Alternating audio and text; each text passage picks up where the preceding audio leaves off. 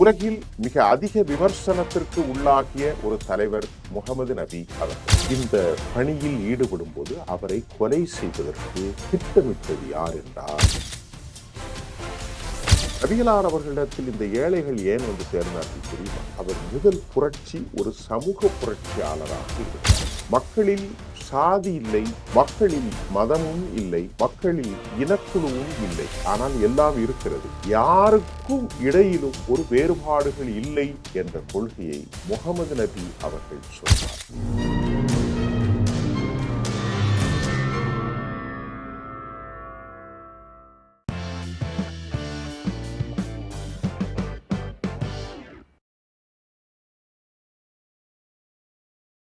நேர்களே, இன்றைக்கு மீலாது விழா கொண்டாடும் இந்த திருநாளில் முகமது நபி அவர்கள் யார் என்று நான் ஒரு செய்தியை உங்களுக்கு சொல்ல கடமைப்பட்டிருக்கிறேன்.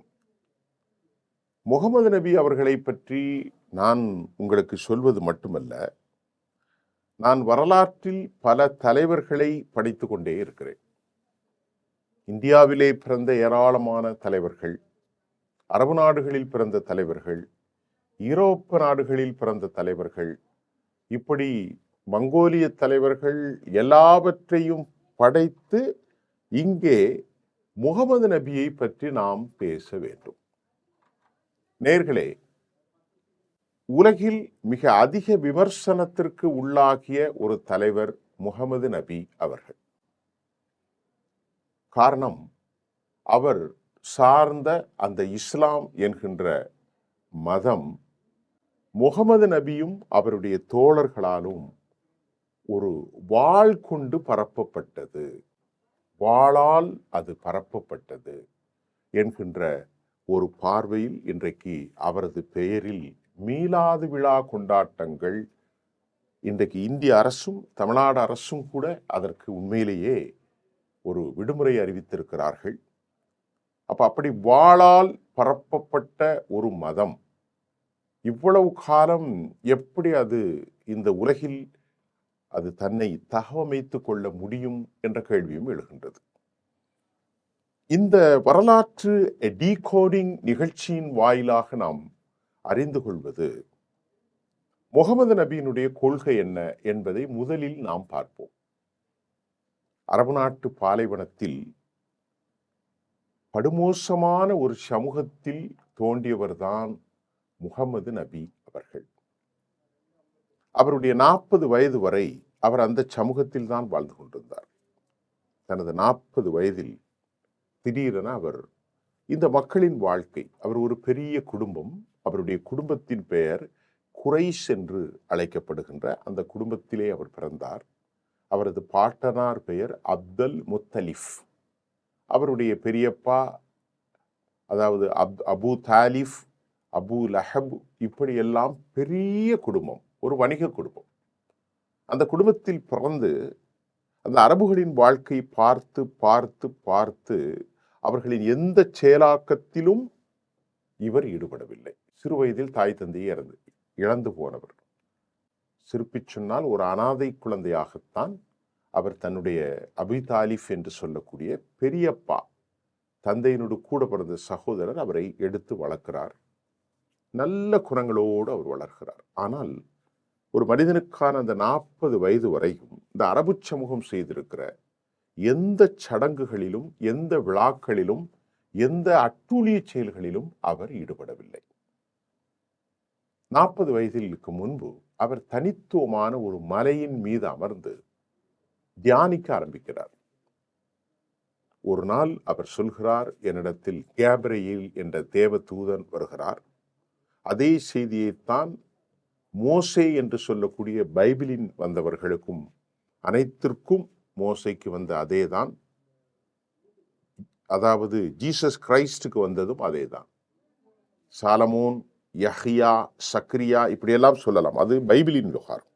அதே விவகாரத்தை சொன்னவுடன் இவர் பயந்து உயிருக்கு ஆபத்தான நிலையில் நான் மரித்து போய்விடுவேன் என்று இவரை விட வயதில் உயர்ந்த 15 வயது மூத்த ஒரு பெண்ணைத்தான் இவர் திருமணம் செய்திருக்கிறார். அந்த அம்மையாருடைய பெயர் கதீஜா. அவர் நேர அவருக்கு சொந்தமான வராகாஃபின் நௌஃபுல் என்று சொல்லக்கூடிய ஒரு கிறிஸ்தவ அறிஞரிடத்திலே சொல்கிறார். அவர் சொல்கிறார், இவரை நீங்கள் கவனமாக பாராட்ட வேண்டும், இவர் இறை தூதர் என்ற ஒரு மறுமொழியை அவர் கொடுக்கிறார். இது அவருடைய ஆரம்ப கட்ட வாழ்க்கை முறை. அதற்கு பிறகு அவர்கள் அந்த அரபு சமூகத்தின் பால் ஒட்டுமொத்தமாக ஒரு கொள்கையை சொல்கிறார் முகமது நபி. பலருக்கு புரியாது. இந்த வரலாற்றில் முகமது நபியினுடைய வரலாற்றை சொல்ல தெரியாது. அவர் ஒரு எளிய குழந்தையாக பிறந்து இறையருளை பெற்று தான் இறை தூதர் என்று தனக்கு இறை செய்திகள் வந்து கொண்டிருப்பதை அவர் சொல்கிறார். அவர் சொல்கிறார், மக்களே, ஒரு நாள் மக்கள் அனைவரையும் அழைக்கிறார்.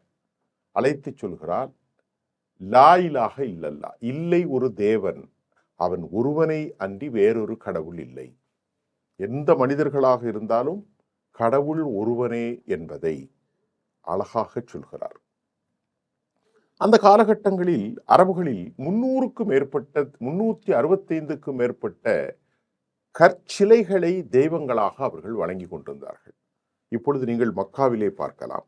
அதை சுற்றி நாள் ஒன்றுக்கு ஒரு தெய்வ வழிபாடு, சிலைகள் வழிபாடு, விவசாயத்திற்கான சிலைகள், சூரிய பகவான் இப்ப நம்ம வணங்குறோமே அதை போன்று, கடலுக்கென்று, பாலைவனத்திற்கென்று, இப்படி ஒவ்வொன்றுக்கும் ஒவ்வொரு கடவுள்கள். நபிகள் நாயகம் முகமது நபி அவர் என்ன சொல்கிறார், மக்களே, நீங்கள் இந்த கற்சிலைகளை வழங்காதீர்கள். சில விஷயங்களை வரலாற்றை சொல்லும் போது நான் உண்மையைத்தான் சொல்ல வேண்டும், பொய் சொல்ல முடியாது. ஆக நீங்கள் உருவத்தில் நீங்கள் யாரும் காணாத அந்த இறைவனாகிய ஒருவனை மட்டும் நீங்கள் வழங்குங்கள். லா, இல்லை, லா இலாஹ இல்லல்லா, இல்லை ஒரு கடவுள், அவன் ஒருவனை தவிர என்று இவர் ஒரு அழகான செய்தியை சொல்கிறார். இந்த செய்தியை சொன்ன மாத்திரத்திலே அந்த அரபு நாட்டில் இருக்கும் அவருடைய உறவுகள் முகத்தில் மண்ணை அள்ளி போடக்கூடிய அளவிற்கு இவர் வெறுப்புக்குரியவராக மாறிவிடுகிறார்.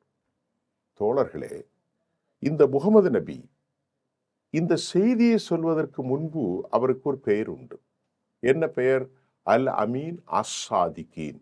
அதாவது இவர் உண்மையாளர், இவர் பொய் சொன்னதே இல்லை அப்படிங்கிற மாதிரி எல்லாவற்றிலும் இவருக்கு ஒரு நல்ல பெயர் உண்டு. யாரோடையும் அந்த சமூகம் ஃபுல்லா அரபு நாட்டு நபிகள் ஆவதற்கு முன்பு நபித்துவ பட்டத்தை அடைவதற்கு 40 வருடங்களாகவே இவர் உண்மையாளராகவும் நம்பிக்கையாளர் என்றும் அவருடைய சொந்தக்காரர்கள் எல்லாம் சொன்னாங்க. அவர் ரொம்ப நல்லவருங்க, அதிகமா எதுலேயும் தலையிட மாட்டார், அமைதியா இருப்பார், தியானம் செய்யக்கூடியவர், இவர் கொடுத்த பொருளை அப்படியே திருப்பி கொடுப்பார், இப்படி எல்லாம் இந்த மக்கள் சொன்னார்கள். பின்னர் ஒரு காலத்தில் இவர் உண்மையிலேயே இறை தூதர் தானா அல்லது இவர் பொய்யரா என்பதை நிரூபிப்பதற்கு அந்த மக்களிடத்தில் வைத்த வாதத்தில் அவர் ஆரம்பத்தில் 40 வருடத்திற்கு முன்பே உண்மையாளராக இருந்தார், அவர் பொய்யராக இருக்கவில்லை என்ற செய்தி சொல்லப்பட்டது. இந்த செய்தி சொல்லப்பட்ட பின்பு நபிகளார் அவர்கள் இந்த பணியில் ஈடுபடும் போது அவரை கொலை செய்வதற்கு திட்டமிட்டது யார் என்றால் அவருடைய உறவினர்கள் தான். இவரை காலி செய்ய வேண்டும்.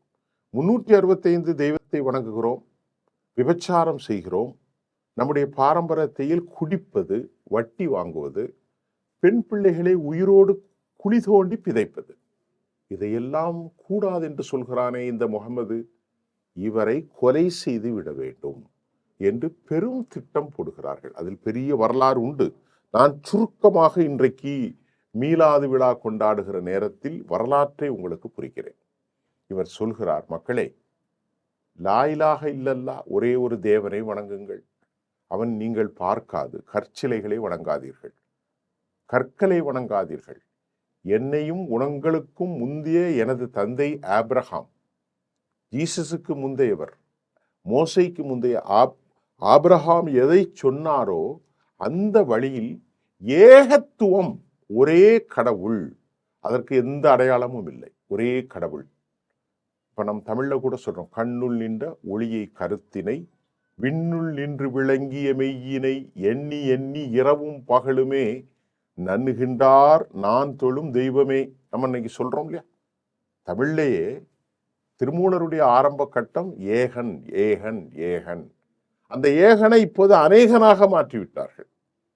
புரியுதா உங்களுக்கு? எல்லா வேதங்களும் ஏகன் தான், ஏகன் இல்லாத வேதம் அல்ல, ஒரு தேவன் தான். அப்ப இவர் அதை மட்டுமே சொல்லிட்டு வட்டி வாங்காத. அந்த காலத்துல பெரிய கொடூரம் நடந்துச்சு, வட்டியின் பால், ரவுடிசம், அடிதடி, கொலைகள்.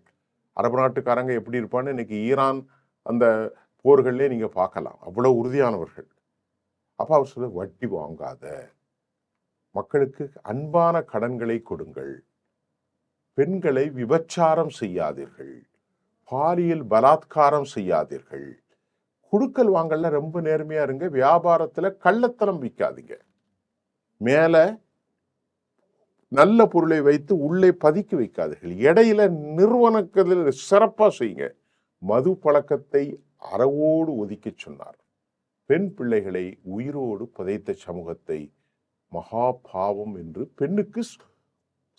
பெண்ணுக்கு அவருடைய சித்தாந்தத்தில் பெண்களுக்கு தந்தையின் சொத்தில் பங்கு முதலாக பல ஆயிரம் ஆண்டுகளுக்கு பின்பு, பல ஆயிரம் ஆண்டுகளுக்கு முன்பே விதவை மறுமணம். ஒரு பெண் கணவன் இறந்து விட்டால் உடனடியாக விதவை மறுமணம்.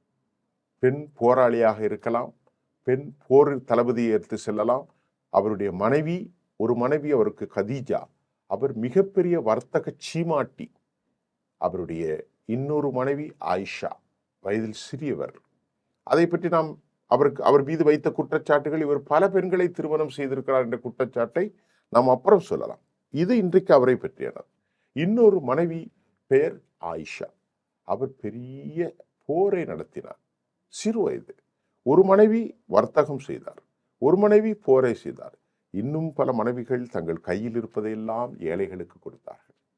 அவருடைய வீட்டில் எதுவுமே இருக்காது, எல்லாவற்றையும் தானம் செய்கிற மகா பிரபாக அவர் இருந்தார். இதுதான் அவரை பற்றியது. அவருடைய சித்தாந்தம் மிக மிக மிக எளியது தோழர்களே. அவர் ஒரு எளிய மனிதராக இருந்தார். அவரோடு கூடியிருந்தவர்கள் வேறு யாரும் இல்லை, பண்ட பரதேசிகள். ஒருவேளை உணவுக்கு வழி இல்லாதவர்கள் எல்லாம் சாறை சாறையாக அவருடைய சித்தாந்தத்தை ஏற்றுக்கொண்டார். காரணம், அவர் சொன்னார், மக்களே, நாம் அனைவரும் ஒரே மூலத்திலிருந்து மட்டுமே படைக்கப்பட்டோம். உங்களிடத்தில் வர்ணம் இல்லை, உங்களிடத்தில் இழிவானவர்கள் என்றும் உயர்ந்தவர்கள் என்றும் சாதிய பாகுபாடு எதுவுமே இல்லை. மக்களே, என்னையும் உங்களையும் படைத்த அந்த இறைவனாகிய அவன் ஒருவனே உங்களை கண்காணிக்கின்றான். நீங்கள் இந்த உலக வாழ்க்கையை பற்றி அவரிடத்திலே கேட்கிறார். அவர் சொல்கிறார், இந்த உலக வாழ்க்கை எனக்கு எந்த ஒரு வசதியும் தராது என்று சொல்கிறார். தோழர்களே, இப்படி ஒரு பெரும் வாழ்க்கை முறையும் இந்த உலகத்தை தாண்டிய மற்றொரு வாழ்க்கைக்கு அவர் தன்னை கொண்டு செல்கிறார். அவர் சொல்கிறார், நடைபாதைகளில் நீங்கள் முற்களை கூட போடாதீர்கள். ஒரு சின்ன இடைஞ்சல், அது மக்களுக்கு இடையூறு ஏற்படுத்தல்ல. ஆகவே இறைவனுக்கு நீங்கள் பணி செய்ய வேண்டும் என்றால் நல்லா கவரிங்கள். அந்த நடைபாதையில் மக்கள் பயணிக்க இடத்தில் நீங்கள் சிறுநீர் கழிப்பது போன்ற அசிங்கமான வேலை செய்துவிடக்கூடாது. மக்களுக்கு ஒரு கற்கள் கம்புகளை எல்லாம் போட்டு இடையூறு ஏற்படுத்தக்கூடாது, அதை அகற்ற வேண்டும் எல்லா விஷயத்திலும். இது அவருடைய தத்துவம். அதை போன்று இந்த பண்ட பரதேசிகள் இருக்கிறார்கள், ரொம்ப ஏழை எளிய மக்கள். திருப்பி சொன்னால், அவர்கள் நபிகள் நாயகத்திடத்தில் சாறை சாறையாக ஏன் சேர்ந்தார்கள் என்பதை நான் உங்களுக்கு சொல்கிறேன். அவருடைய கொள்கை லா இலாஹ இல்லல்லாஹ், இல்லை ஒரு கடவுள், அவன் ஒருவனை தவிர, ஒரே இறைவன், ஒரே இறைவன். சரி. இரண்டாவது அவர் சொல்கிறார், இரண்டு விஷயமாக, மனிதர்களே, உங்களையும் என்னையும் இந்த உலகின் வாழ்கிற அனைவரும் ஒரே தாயின் மூலம்தான். இறைவனாகிய அவன் நம்மை படைத்தான். நீங்கள் கவனமாக இருங்கள். உங்களுடைய ஒவ்வொரு செயல்பாடுகளும் இறைவனுடைய கேமராவில் பதிவு செய்யப்பட்டு கொண்டே இருக்கிறது. இந்த உலக வாழ்க்கை ஒரு 50 ஆண்டு, ஒரு 100 ஆண்டு, அவ்வளவுதான். ஆனால் உங்கள் வாழ்க்கை, நீங்கள் மரித்த பின்பு உங்கள் வாழ்க்கையின் ஒவ்வொரு சொற்றொடர்களும் ஒவ்வொரு செயல்படும் ஒரு பதிவு புத்தகத்தில் பதிவு செய்யப்படுகிறது. அது இறைவனுக்கு எளிதானது என்று சொல்கிறார். பலருக்கு இது கிண்டலாக இருக்கும். இறை மறுப்பாளர்களுக்கு இது கேலியாக இருக்கும், போலித்தனமாக இருக்கும். இதெல்லாம் எப்படி நம்புவது? நாம் வாழ்ந்துகிறோம், வாழ்ந்து விட்டு மரித்து போகிறோம். அதற்கு பிறகு நம்மை எழுப்பி நம்மை யார் கேள்வி கேட்க முடியும்? பைத்தியக்காரத்தனமான, மூடத்தனமான, முட்டாள்தனமான ஒரு கொள்கை என்றுதான் முகமது நபியுடைய கோட்பாடுகளை மட்டுமல்ல, ஜீசஸ் அவருடைய கோட்பாடு மட்டுமல்ல, உலகின் ஏகத்துவத்தை ஒரே இறைவனை சொல்லும் எல்லோரும் அடிக்கப்பட்டார்கள், படுகொலைக்கு உள்ளானார்கள். நபிகளார் அவர்களிடத்தில் இந்த ஏழைகள் ஏன் வந்து சேர்ந்தார்கள் தெரியுமா? அவர் முதல் புரட்சி ஒரு சமூக புரட்சியாளராக இருந்தார். அந்த சமூக புரட்சியின் விளைவு என்ன சொன்னார்? மக்களில் சாதி இல்லை என்று சொன்னார், மக்களில் மதமும் இல்லை என்று சொன்னார், மக்களில் இனக்குழுவும் இல்லை, ஆனால் எல்லாம் இருக்கிறது, யாருக்கும் இடையிலும் ஒரு வேறுபாடுகள் இல்லை என்ற கொள்கையை முகமது நபி அவர்கள் சொன்னார்.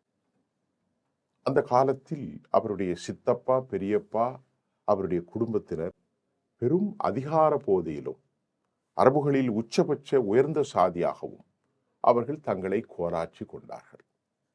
நபிகளார் ஸல்லல்லாஹு அலைஹி வஸல்லம் அவர்கள் அந்த குடும்பத்தில் வந்து தனது பெரியப்பா, தனது சித்தப்பா, தனது ஒன்றுவிட்ட சொந்தக்காரர்கள், இரத்த உறவுகள் நிறைய பேர் இருப்பாங்க.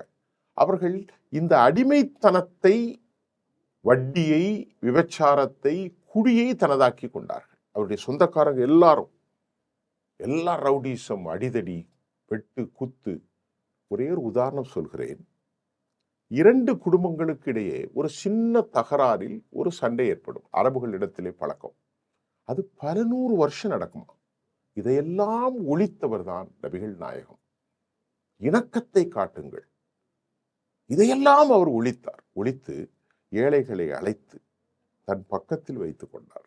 சொன்னார், கடைசியில் ஒரு காலகட்டத்தில் அவர்கள் கேட்டார்கள், முகமதே, 365 தெய்வத்தையும் நாங்கள் வணங்குகிறோம், நீ சொல்கிற ஏக இறைவனாகிய அல்லாஹ் என்று சொல்கிறே, அந்த ஏக இறைவன் ஒருவனையும் நாம் வணங்குகிறோம். ஆனால் ஒரே ஒரு சமன்பாடு, நாமெல்லாம் உயர்குடியில் பிறந்தவர்கள் அல்லவா, நீ இந்த சாதி இழிவான மக்களை உன் பக்கத்துல வைத்துக்கொண்டு உன்னுடைய சொந்த இரத்த பந்தம், உனது அத்தை மகளையே அவருக்கு மனமுடித்து கொடுக்கிறார். நபிகள் நாயகத்துடைய நெருக்கமான ஒரு பெண்ணை, நபிகள் நாயகத்தின் குடும்பத்தின் பெண்ணை, சாதி இழிவில் அடிமை சமூகமாக இருக்கிற ஒரு கருப்பு சமூகத்துக்கு அவர் திருமணம் செய்து சமத்துவத்தை மக்களுக்கு சொல்லி காட்டுகிறார். சமத்துவத்தை அவர் சொல்லி காட்டுகிறார். இதையெல்லாம் வெறுத்தார்கள். நம்முடைய பிள்ளையை, அரபுகளின் பிள்ளையை சாதி இழிவான ஒரு கருப்பிற்கு முடித்து வைத்து விட்டார் என்று. இப்படியெல்லாம் அவர் தனது வாழ்க்கையில மிகுந்த மிகுந்த பண்பாட்டை வளர்த்து ஒரு சமூகத்தை உருவாக்குகிறார். அப்ப நபிகள் நாயகத்திடத்தை போய் அவர் சொன்னார்கள், நீங்கள் இந்த மாதிரி கீழ்த்தரமான செய்தியை செய்யக்கூடாது. 365 கடவுளையும் நாங்கள் வணங்குகிறோம், நீ சொல்கிற ஒரு கடவுளையும் வணங்குகிறோம், ஆனால் சாதியில் இழிவான இழிப்பிரவிகளை சமம் என்று சொல்கிறாயே, அதை கையை விட்டுட்டார். நபிகள் நாயகம் சொன்னார், நான் என்னுடைய நோக்கமே அதுவாகத்தான் இருக்கிறது என்பதை அவர் செயல்படுத்தி காட்டினார். கடைசி வரை அவரோடு இருந்தவர்கள் எளிமையான மக்கள், எளிமை நிறைந்த மக்கள். தோழர்களே, ஒரு காலகட்டத்தில் முந்தைய வேதங்களில் அதிகமான மக்கள் இறுதி நபி ஒருவர் வருவார் என்று நம்பியதன் விளைவாக இன்றைக்கு ஜெருசலத்தில் இருந்த ஏராளமான யூதர்கள் மதீனாவிற்கு வந்து தங்கியிருந்தார்கள். அப்போது அவர்கள் கேட்டது, எங்களுடைய வேதத்தில் இறுதி நபி இப்படித்தான் இருப்பார் என்று சொல்லப்பட்டிருக்கிறதே, முகமது இறுதி நபிதானா என்பதை அவர்கள் பரிசோதித்து கொண்டே இருந்தார்கள். ஆனாலும் யூதர்கள் அவர்களை ஏற்க மறுத்து விட்டார்கள்.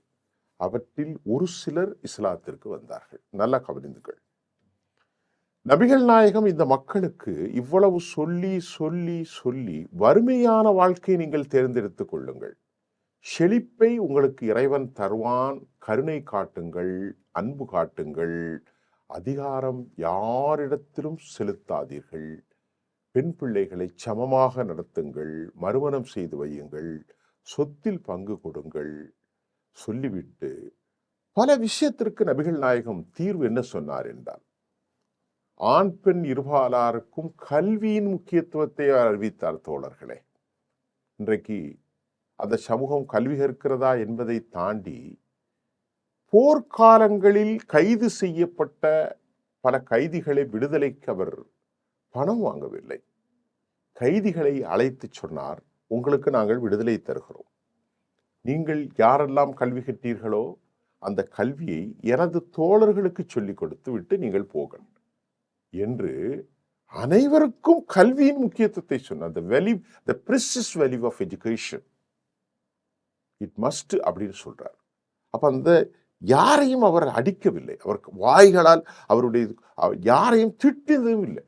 அப்ப அந்த எதிரிகளை கூட பிடித்து கைது செய்து கொண்டு வந்து சிறை சேதம் செய்யவில்லை. அவர்களிடத்தில் சொன்னார், கல்வி சொல்லிக் கொடுத்துட்டு போங்களேன், எங்குள்ள இருக்கக்கூடிய பெண் பிள்ளைகளுக்கு ஆண் பிள்ளைகளுக்கு எல்லாம் கல்வியை சொல்லிக் கொடுங்கள் என்ற கல்வியின் மூலம்தான் ஒரு சமூகம் உருப்பட முடியும் என்கின்ற அற்புதமான வாழ்வியல் நெறியை நபிகள் நாயகம் ஸல்லல்லாஹு அலைஹி வஸல்லம் அவர்கள் சொல்லிக் கொடுத்தார். அப்ப அவருடைய காலத்தில் அவர் வெற்றி கொள்ளக்கூடிய ஒரு பெரும் தலைவராக உருவாகிவிட்டார். எப்படி உருவானார்? அங்கு அவரை ஏற்றுக்கொள்ள நூற்றுக்கணக்கான ஆயிரக்கணக்கான மக்கள் ஓரிரை கொள்கையை சொல்லக்கூடிய இஸ்லாம் என்கின்ற மதத்தில் அவர்கள் சேர்கிறார்கள். அது ஒரு சாதி பிரிவு அல்ல, அவர் கொள்கையிலே சேர்விட்டார்கள். ஓரிரை என்றால் என்ன? லா இலாஹ இல்லல்லாஹ், இல்லை ஒரு கடவுள், அவன் ஒருவனை தவிர, இதுதான் ஓரிரை. இரண்டாவது, மது குடித்தவர்களெல்லாம் மது பழக்கத்திலிருந்து விடுதலை ஆகிவிட்டார்கள். வட்டி வாங்கியவர்கள், கொலைக்காரர்கள், விபச்சாரிகள், அடாவடி செய்பவர்கள் எல்லோரும், பெண்களை கொலை செய்தவர்கள், பாலியல் பலாத்காரம், பிராஸ்டியூட் நடத்தி எல்லாருமே அதிலிருந்து விடுதலை பெற்று புனிதர்களாக நபிகள் நாயகத்திலே சேருக்கொண்ட ஒரு அணி சேர்ந்தது.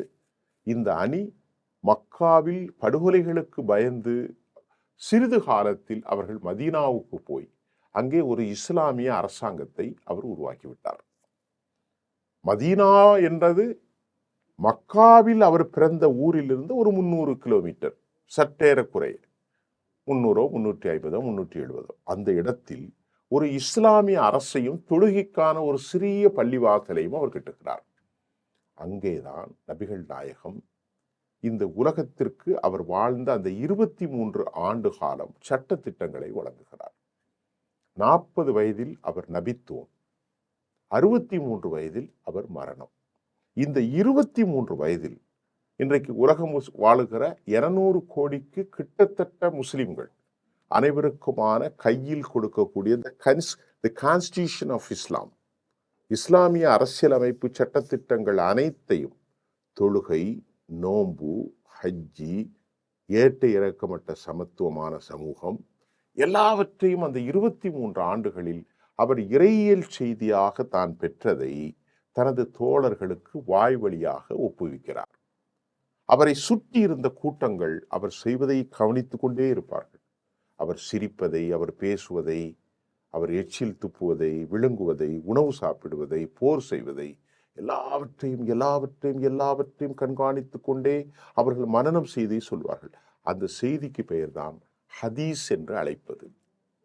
அந்த இறையியல் செய்தியை அவர் தனத்தாக்கி கொண்டு தனது உள்ளத்தில் உள்ளாக்கி கொண்டு அது பின்பு பெரிய புத்தகமாக உலகம் முழுவதும் வந்துவிட்டது.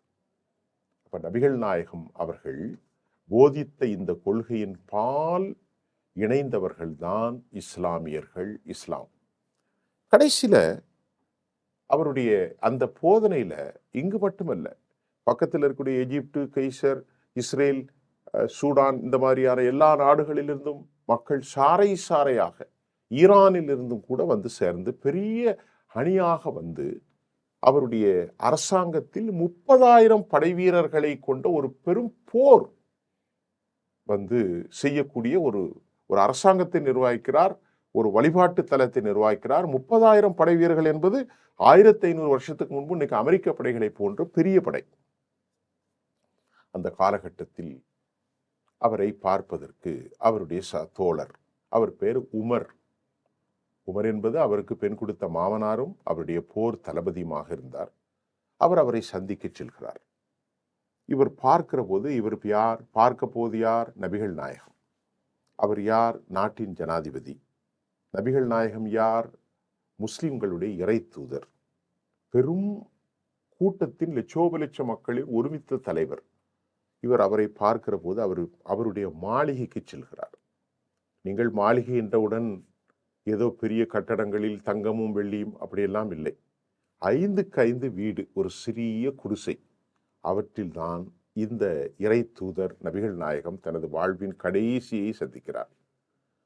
அவர் வாழ்ந்த அந்த வீட்டில் ஒரு கதவுகள் கூட இல்லை தோழர்களே. குளிக்கின்ற போது கூட அவருடைய பாதி முகம் வெளியே தெரியும். அப்படித்தான் ஒரு சிறிய வீடு. அந்த கதவு இரவு கதவாகும். பகல் நேரங்களில் அது அவர் உட்கார்வதற்கு அப்படி ஒரு சிறிய இது போன்று பயன்படுத்திக் கொள்வார். அவருடைய மனைவி சொல்கிறார், உங்கள் வீட்டில் நபிகள் நாயகம் எப்படி இருந்தார் என்று கேட்கிற போது, குர்ஆனுடைய வசனங்கள் எப்படி இருந்ததோ அப்படியே அவர் வாழ்ந்தார். உங்கள் வீட்டில் உணவுகள் என்ன? ஒரு நாள் நாங்கள் சாப்பிடுவோம், பல நாட்கள் எங்களுக்கு உணவு கிடைக்காது என்று சொல்லக்கூடிய அளவிற்கு அவர் வறுமை. ஆனால் அவர் கட்டமைத்த அந்த அரசாங்கத்தில் வறுமை இல்லை. ஒரே ஒரு உதாரணம், இந்த அரசாங்கத்தின் அரச கருவூலத்தில் தங்கம் குவிந்திருந்தது, பேரித்தம் பழங்கள் குவிந்திருந்தன. இதையெல்லாம் கொடுத்து ஏழைகளுக்கு கொண்டு கொடுப்பதற்கு இந்த அரசு பொருளாதாரத்தை சார்ந்தவர்கள் கொண்டு மக்களை அணுகிறார்கள். ஆனால் அதை வாங்குவதற்கு யாரும் இல்லை என்கிற அளவிற்கு எல்லோருமே செல்வந்தராக மாறிப்போன அந்த நபிகள் நாயகத்துடைய அரசாங்கம், 23 ஆண்டுகளில் அவர் நிர்வகித்த இந்த அரசாங்கம், கடைசியில் நபிகளார் அவர்கள் மாளிகைக்கு செல்கிறார். அவருடைய தளபதி உமர் இப்னு ஹத்தாப் ரலியல்லாஹு அன்ஹு என்று அவர்கள் சொல்வார்கள். கடவுளால் ஆசீர்வதிக்கப்பட்ட அவர் செல்கிறார் நபிகள் நாயகத்தை பார்க்க.